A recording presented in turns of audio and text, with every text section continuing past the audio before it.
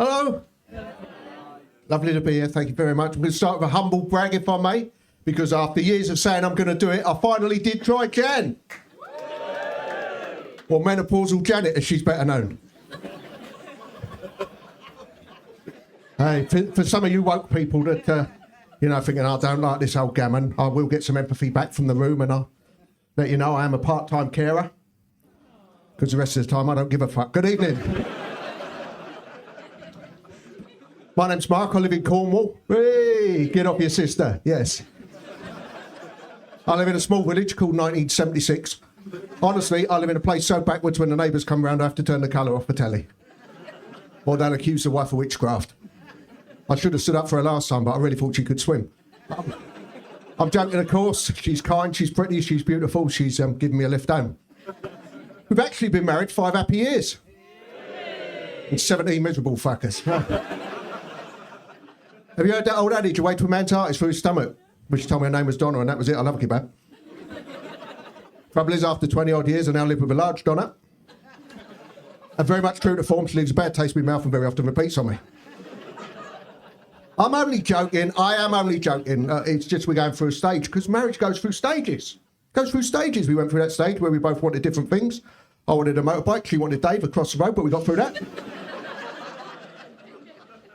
And now we're going through a stage where you just start a row because you can.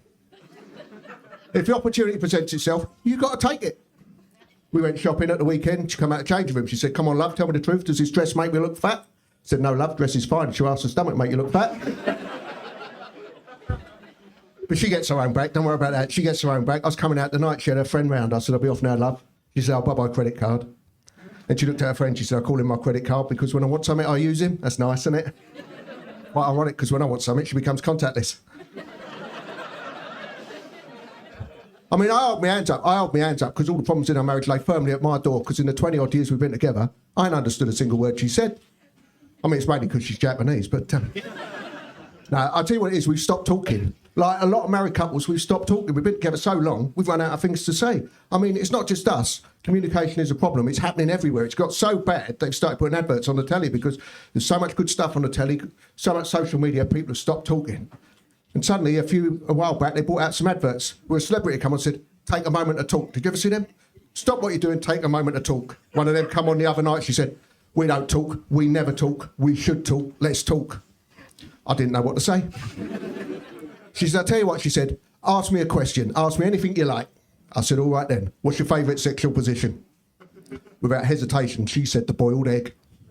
Yeah, the boiled egg. Meant nothing to me either until I came home and found her in bed with 4 soldiers.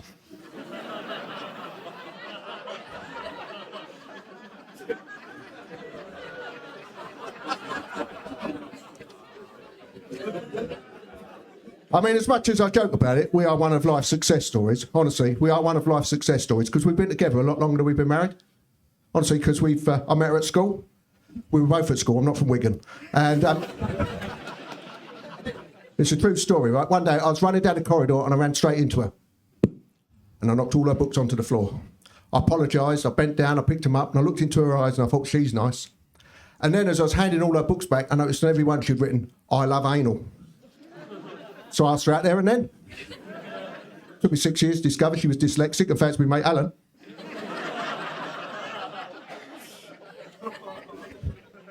I mean, it still causes us problems to this day. We went shopping at the weekend. She wouldn't walk with me. Said I was childish because my carrier bag said tampon. Fucking top man. Now, what you will notice about me tonight, ladies and gentlemen, is that I am the oldest comedian on the bill. I am the oldest one, the unhealthiest, the unfittest, struggling to breathe, getting closer and closer to death.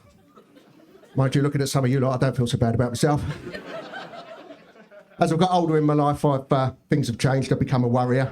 I've become quite a worrier because once a year, because of my age, I have to go to the doctors for the Wellman Clinic, where I have my gentleman's MOT, and I worry because at some point during the examination, he's going to tell me to drop my pants, he's going to put his hands around my plums and tell me to cough. And at my age, if I cough, I'm quite likely to wee on him. And there's every chance he's going to smell of sugar puffs, and I don't even eat them. You can laugh, mate. It'll happen. Don't worry about that. And but also in my old age, I've become quite spiritual. I think it was lockdown that did it. I look at the world in a different way, and I've noticed that the world heals itself. If something bad happens over there, something good happens over there to make things right. Have you noticed that? Something bad followed by something good. And this was brought home to me a few years ago when I was diagnosed with Parkinson's disease. I was diagnosed with Parkinson's as a result of my heavy drinking. Now, as a result of my Parkinson's, I spill most of it. I mean, I can laugh about it now, but at the time I was heavily shaken. Oh, don't laugh. My life's shit. Even my dog's only got 3 legs. You get all these positive people saying, oh, it's a miracle, because she only had 2 when I bought her.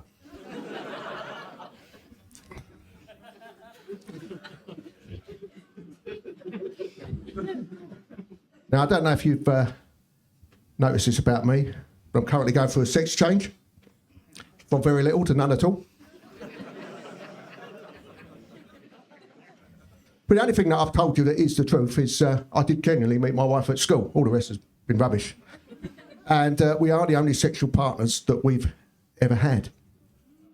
Honestly, we did it when we weren't supposed to, and that was it, all it's ever got. You know, quick, no one's looking, let's get on with it. And we're not experienced at all. I mean, don't get me wrong, we tried being kinky one night.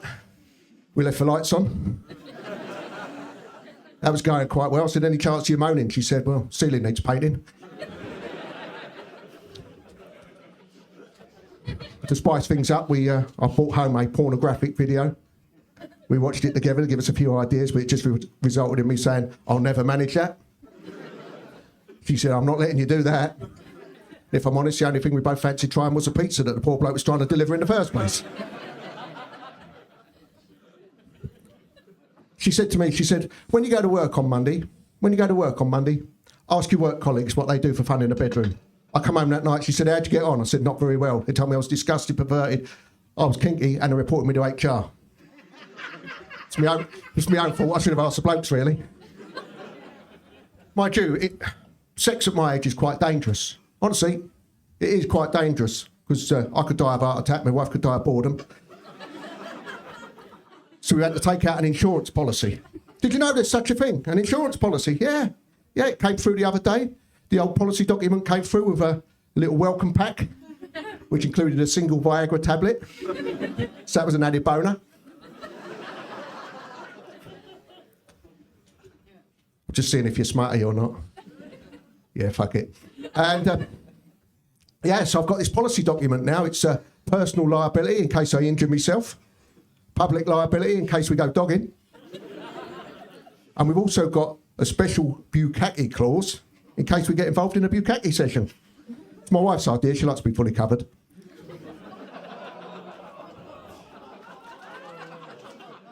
If you didn't understand that joke, ask somebody who did. Whatever you do not Google it. Now, as I got older a while back, I did put on an awful lot of weight. I put on loads of weight, it was embarrassing. I didn't realise how bad it had got until I got on a bus one day and a pregnant lady offered me her seat. I mean, I didn't mind it. I was quite happy, a little bit chubby. I was happy with my life. But it was the body shaming I couldn't take. I couldn't take the body shaming. It was terrible. One day, it all came to a head one day when I was getting ready for bed. My wife was already in bed, watching the television. I took my shirt off and she said, look at the state of you. I said, what? She said, look at the state of you. And then she pointed at the telly. She was watching the telly. She was watching an old James Bond film. She said, look at that. That's Sean Connery. When he made this film, he was 20 years older than you are now. He's far healthier, far fitter, far more sexually active than you are. You need to sort yourself out. I said, well, what do you want me to do then? She said, go to the doctors, get some Viagra, and you could be my very own Sean Connery. So I did. Went to the doctors, 14 tablets. Marvellous. For a fortnight. Like that every morning and every night. It was fantastic. And then when we used the last tablet, I cuddled up to her. I looked her into the eyes and I said, well then, love, did that Viagra make me Sean Connery? She said, no, it didn't make you Sean Connery, but it certainly made you Roger Moore. Excuse me. It's an act about actors that have played James Bond, all right? Thank you. I'm happily married, as I said before. I've got 2 teenage daughters, 17 and 19. Silly fucking names, I know, but there you go. They don't want anything to do with mum and dad unless it's the end of the month. They got no money and they want to come out mum and dad are paying. Always want to say where we're going. They always want to go to Nando's. Do we know Nando's? Yeah, it's just a harvester and someone's fucked off with a salad bar, isn't it? That's all it is. Totally overrated. But we'll be going out as a family. We'll be going out. And suddenly we get approached by a man with a clipboard. And he'll approach us and say, "Excuse me, sir, excuse me, have you got over 50 life cover?" I said, "No, I haven't." He would get all excited and go, oh, do you realise if you die, one of your beautiful daughters could end up covering the cost of your funeral? So don't give a shit, mate. That one owes me for 2 holidays and that one owes me for a car. The only way I'm going to get my money back. But, when these things happen, it does bring home the fact your own mortality. And we all know I'm going to die soon. It can happen, can't it? It's going to happen. And we know it.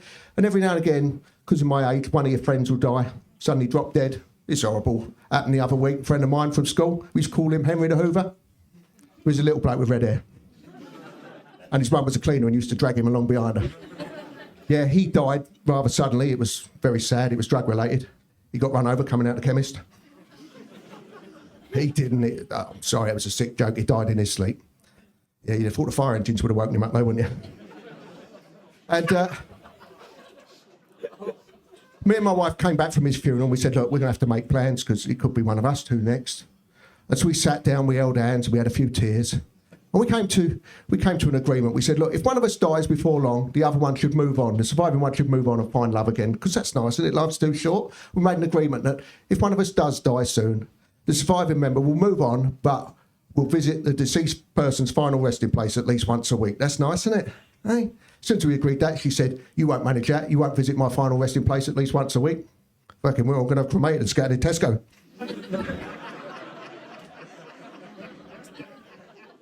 I reckon I get there twice a week.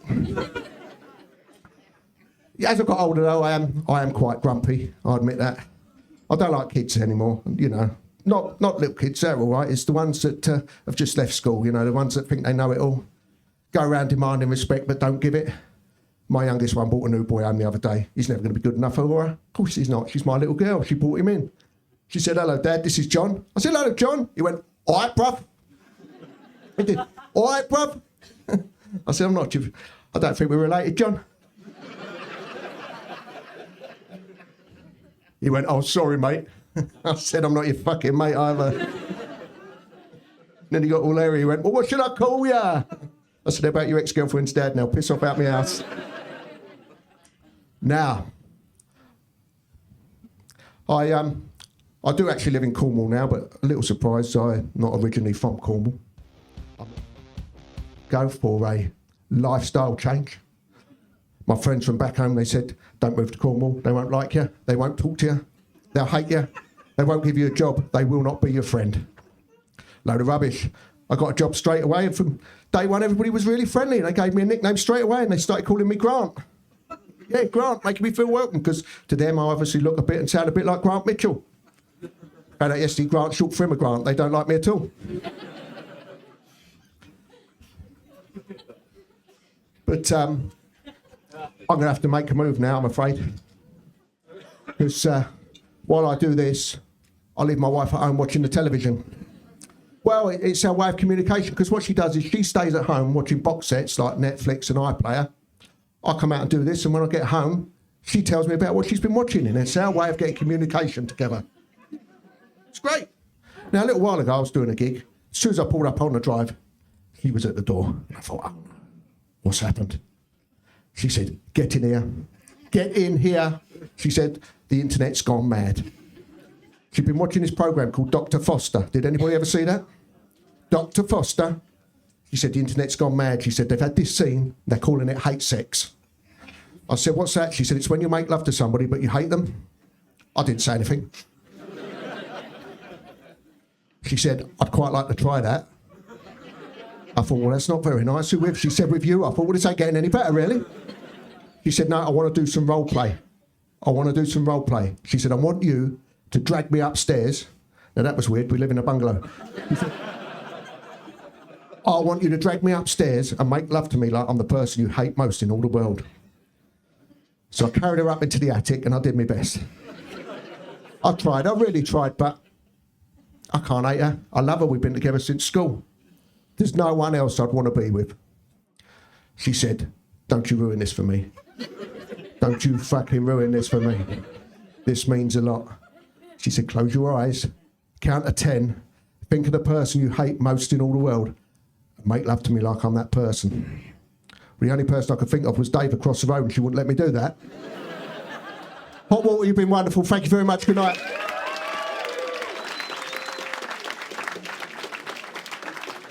Mortality, everyone!